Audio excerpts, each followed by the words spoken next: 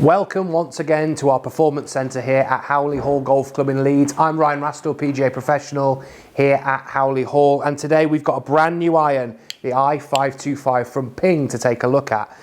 So Ping obviously make fantastic irons. They always have done. They're very, very popular with you guys and also the guys on tour. So this new iron, the i525, so the I series of irons that Ping bring out are generally a little bit more expensive. They're slightly better in terms of the construction methods used, the materials used are a bit more high end, and they're generally aimed at your slightly lower handicapper or better ball striker. But i525 kind of fits a broader range of golfer really. So we've tested the i529 iron, which you'll have seen our review of earlier on this year.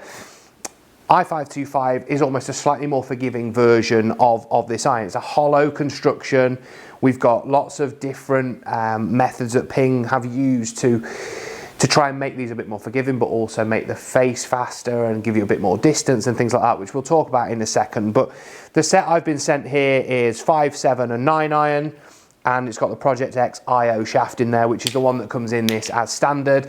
The great thing about when we get sent products from Ping is that we're able to kind of ask for the spec that we want. So these are extra stiff, they're an inch longer than standard, they've got fatter grips on, so they're pretty close to the clubs that I would play with when I go out on the golf course. Anyway, so it's really good to test these, and certainly when we compare one Ping club to another, it's really good that we get them in our spec so that we can give them a really good test. So we're going to hit some in the performance centre here on the trackman. We're also going to get out on the golf course as well, weather dependent, fingers crossed we don't get any more rain.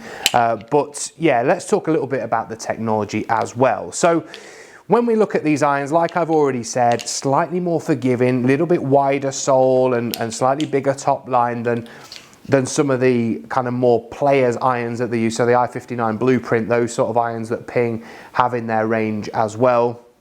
When we sit them down behind the ball, we can see that, you know, they still do look really, really nice in that playing position. They look really good. They've got that really nice finish on the iron as well. But in terms of the technology, so Ping have this ballistic design, and what that means is that there's a polymer inside this head. Even though it's a hollow head construction, this polymer helps with better feel, slightly better sound, so it doesn't sound really empty and hollow inside the head when you strike it, because some of those irons that are like that sound pretty horrible. This one is absolutely not going to be like that.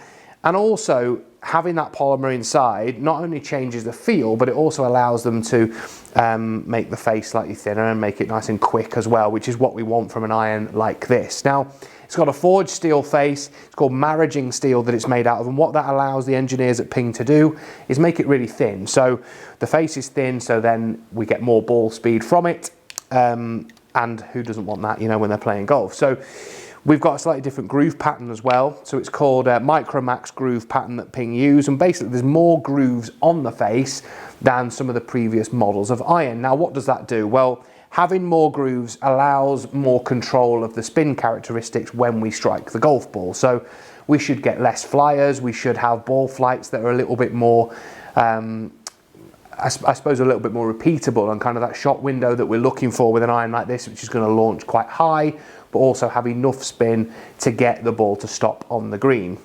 We've also got a tungsten toe weight in there as well, so that shifts the CG a little bit in the head, so makes it easier for us to launch, but also helps to, when we don't strike the middle of the face, we're still going to get really good ball speed and really good distance. So like I say, we're going to put these through their paces, we're going to hit them here on the trackman, we're going to get out on the course and tell you exactly what we think when we're doing it.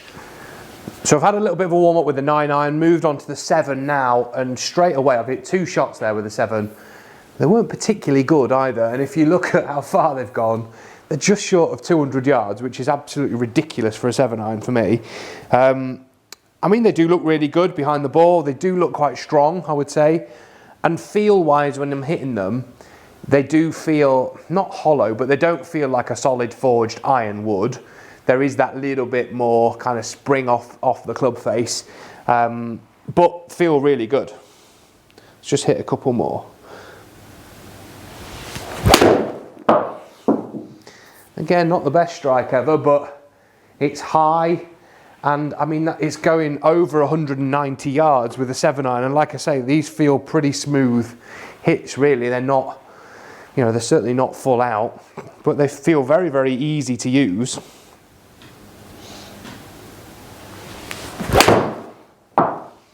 Slightly better strike, but I might have just pulled it a little bit. Yeah, I have. Again, just short of 200 yards, and the distance is very, very impressive. And if it's an iron that you're after that's got that bit of forgiveness in it, but also want that bit more distance, you know, this is pretty much doing all of that for you. So, like I say, it's an iron that, yes, you do need to be fitted for properly. These are all built in my spec, as I've said about 3 or 4 times now. But certainly, these feel like pretty smooth swings. I'm not really going at it too much. I'm not hitting them very hard. I'm hitting a 7-iron just short of 200 yards, which is freakishly long for me. Be interested if we see this when we get out on the golf course out here, you know, with sort of real-time conditions, if you like, and actually have a green in front of me to try and hit. So I might try and hit a few from about that 190 range and see if we can get them in from there. But certainly from hitting them on the trackman, very, very good.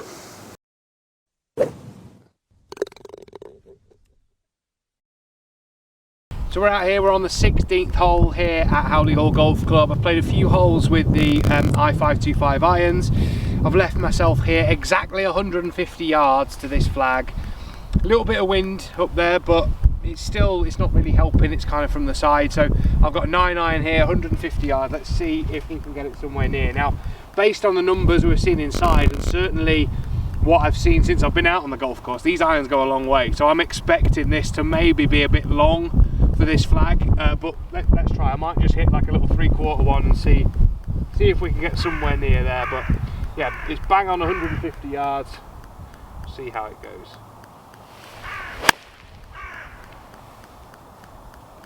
Definitely come off quick.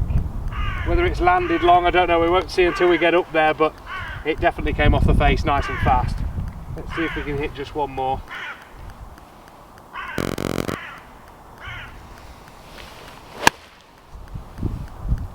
Again, they just come off the face so quickly.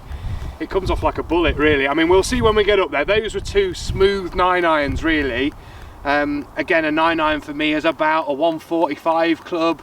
Might get it to 150 if I hit a good one. But this, I'm expecting it to probably be past the flag up there. But let's go and check it out and have a look. So now that we're up here on the green, we can see where these 2 balls have finished. A little bit long, like I thought they were when we saw them in the air.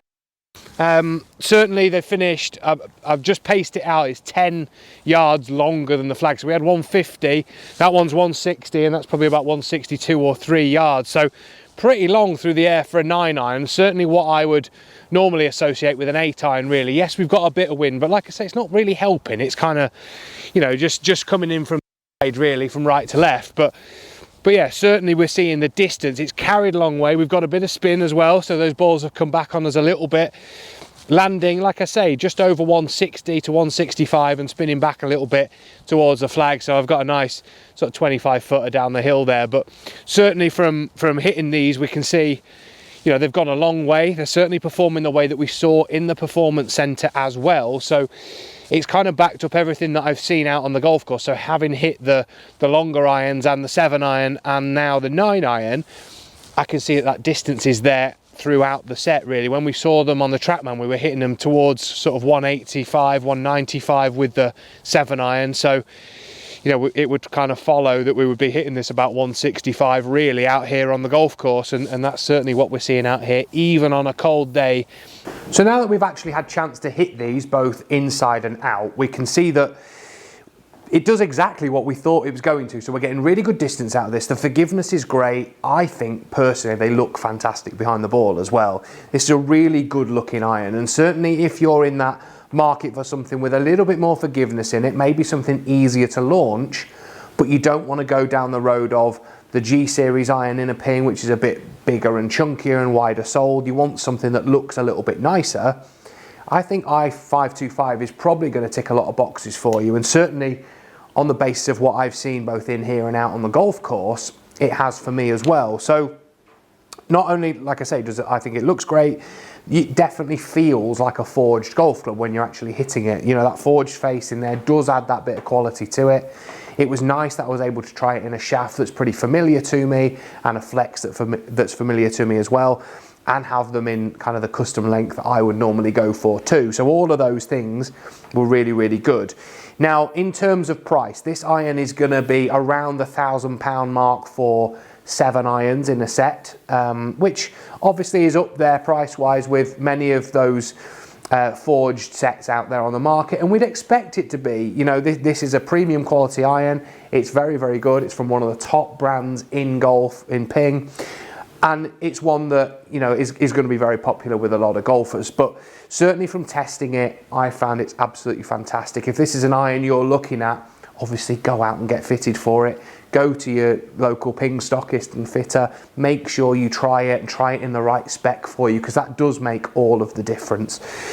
Hope you enjoyed the video. If you've got any more questions about ping or i525 in general, please put them in the comments section below. We'd be more than happy to answer anything for you.